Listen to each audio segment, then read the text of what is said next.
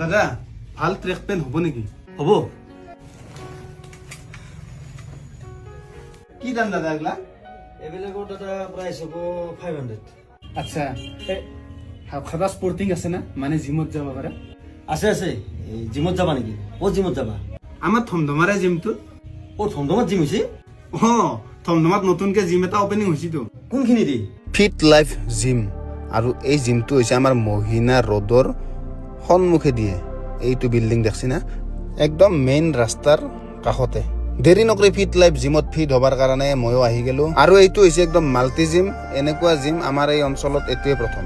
আৰু ইফালে ট্ৰেইনাৰ ধ্ৰুৱই বঢ়িয়াকে মোক গাইড দি আছে। তাৰ হাতখন আৰু মোৰ হাতখন চাকচোন, মোৰ হাতখন কিবা বাহত জেকনি আনিছে।